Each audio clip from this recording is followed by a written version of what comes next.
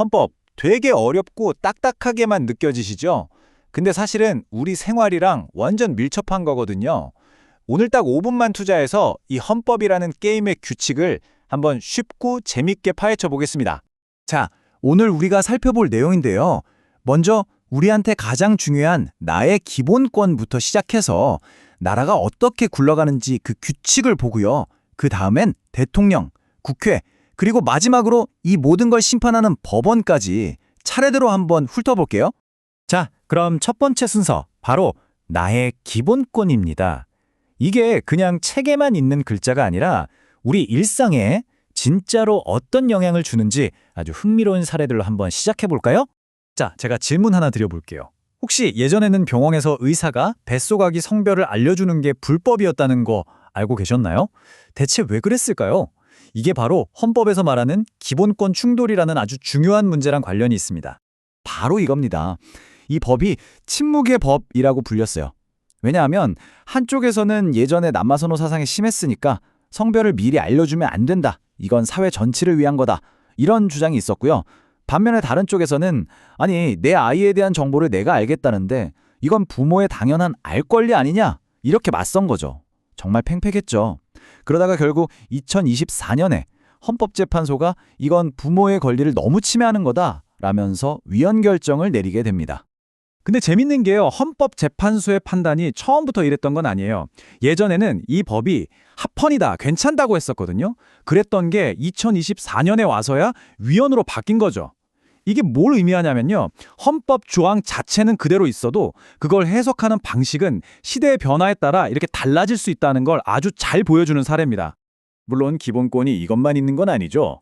여기 보세요. 산업기능요원이라고 최저임금도 안 주는 거, 이거 평등하지 않다고 헌법이 딱 잘라 말해줬고요. 또 나라가 필요해서 내 땅을 가져가려면 반드시 제대로 된 값을 치러야 한다. 이게 바로 재산권 보호 원칙입니다. 결국 헌법은 우리 사회의 공정함을 지켜주는 최후의 보루인 셈이죠. 자, 이건 또 다른 딜레마인데요. 유치장 화장실 문제예요. 보시는 것처럼 이렇게 뻥 뚫려 있으면 아무리 수용자라도 인간으로서의 존엄성을 해치는 거 아니냐, 이런 문제가 생기죠. 근데 그 교도소 입장에서는 안전이나 도주 방지를 위해선 어쩔 수 없다고 하고요. 여기서 헌재가 정말 절묘한 판결을 내립니다. 도망 못 가게 보호장비 채우는 건 괜찮다. 하지만 이렇게 수치심을 주는 화장실 구조는 안 된다. 이렇게 양쪽의 가치를 저울질해서 균형점을 찾아준 거죠. 네, 지금까지 개인의 권리에 대해 봤는데요. 그럼 이제 좀 더 시야를 넓혀서 이런 권리들을 지켜주는 국가라는 시스템, 그 시스템의 기본 규칙은 뭔지 한번 들여다보겠습니다. 그 핵심 원칙이 바로 법치주의입니다. 되게 간단해요. 이건 그냥 스포츠 경기의 규칙이라고 생각하시면 됩니다. 선수도, 감독도, 심지어 심판까지도 그 누구도 규칙보다 위에 있을 수는 없다. 바로 이겁니다. 이게 바로 그 법치주의가 실제로 어떻게 작동하는지 보여주는 사례인데요. 예전에 법으로 변호사는 세무사 일을 못하게 막아놨었어요. 근데 헌법재판소가 아니, 아무리 법이라도 합당한 이유 없이 개인의 직업 선택의 자유를 막으면 안 되지 하면서 위헌 결정을 내린 겁니다. 즉, 법이라는 이름으로 개인의 권리를 함부로 짓밟을 수 없다는 걸 다시 한번 확인시켜준 거죠. 아, 그리고 헌법을 읽을 때 이거 하나는 꼭 아셔야 돼요. 헌법 맨 앞에 나오는 전문이라는 부분이 있거든요.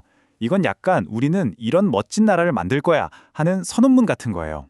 실제 법적인 힘을 가진 구체적인 규칙들은 그 뒤에 나오는 본문에 다 들어 있습니다. 이 둘의 성격이 다르다는 걸 아는 게 중요해요. 자, 이제 이 게임의 주요 선수들을 만나볼 시간입니다. 그 첫 번째 주자는 바로 행정부의 리더, 대통령입니다. 자, 법이 만들어지는 과정을 한번 볼까요? 국회에서 이런 법을 만듭시다 하고 통과시키면 그게 대통령한테 가요. 그럼 대통령은 두 가지 선택지가 있습니다.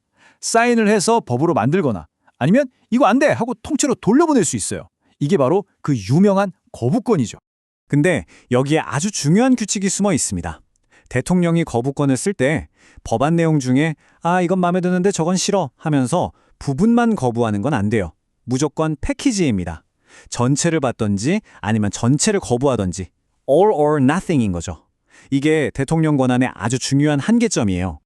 그리고 대통령이 혼자서 모든 걸 다 할 수 있는 것도 아닙니다.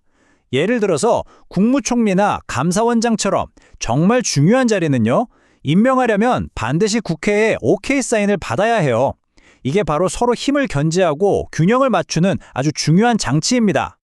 자, 그럼 이번에는 법을 직접 만드는 곳이죠. 국회는 어떤 일을 하는지 한번 자세히 들여다볼까요? 국회의 가장 중요한 일 중 하나가 바로 돈 문제, 즉 나라 살림을 결정하는 예산안 심사입니다. 이건 정말 중요해서 헌법에 아예 날짜를 못 박아놨어요. 정무는 회계연도 시작 90일 전까지 예산안을 내야 하고 국회는 30일 전까지 무조건 의결을 끝내야 합니다. 나라가 멈추면 안 되니까요. 정말 빡빡하죠? 그리고 국회의원들한테는 좀 특별한 권한이 하나 있는데요. 바로 면책 특권입니다. 이게 뭐냐면 국회 안에서 자기 직무와 관련해서 한 발언에 대해서는 나중에 법적인 책임을 묻지 않는다는 거예요. 왜냐고요? 외부 압력 신경 쓰지 말고 소신껏 자유롭게 토론하라는 의미에서 만들어진 방패막 같은 겁니다. 자, 드디어 마지막 순서입니다. 이 모든 규칙이 잘 지켜지는지 최종 판정을 내리는 심판, 바로 사법부, 법원에 대해 알아보겠습니다. 헌법재판소의 재판관 총 9명이 있는데요. 이분들이 어떻게 뽑힐까요? 이 차트를 보시면 딱 보이죠? 힘이 한쪽으로 쏠리지 않게 아주 절묘하게 나눠놨습니다. 국회에서 3명, 대법원장이 3명, 그리고 대통령이 3명, 정확히 3분의 1씩 공평하게 지명권을 나눠 갖는 구조예요. 네, 이렇게 세 군데에서 각자 후보를 추천하는 과정을 거칩니다. 되게 공평해 보이죠? 그런데요, 이게 끝이 아닙니다. 여기에 아주 결정적인 마지막 단계가 하나 숨어 있어요. 자, 바로 이겁니다. 이 플레이북의 핵심 팁인데요. 추천은 3군데서 나눠서 하지만 이 9명 모두에게 최종적으로 당신이 재판관입니다 하고 임명장을 주는 사람은 딱 한 사람, 바로 대통령입니다. 그러니까 권력을 나눠놓은 것 같지만 마지막 키는 대통령이 쥐고 있는 셈이죠. 자, 그럼 오늘 살펴본 헌법 플레이북의 핵심 딱 3가지로 정리해볼까요? 첫째, 내 권리는 정말 소중하지만 다른 사람 그리고 사회 전체의 이익과 균형을 맞춰야 한다는 것. 둘째, 국가 권력은 서로를 감시하고 견제하도록 잘 나뉘어 있다는 것. 그리고 마지막으로 이 모든 것의 최종 해석은 법원이 내린다는 것. 간단하죠? 오늘 이야기 여기서 마무리를 하면서 여러분께 질문 하나 던져볼까 합니다. 만약에 헌법이 한 나라의 컴퓨터 운영체제, 그러니까 윈도우나 맥 OS 같은 거라고 한다면 그 수많은 코드 중에서 절대로 지워지거나 바뀌어서는 안 되는 가장 중요한 핵심 코드 한 줄은 과연 무엇일까요? 여러분이 생각하는 그 한 줄은 무엇인지 한번 고민해 보시면 좋겠습니다.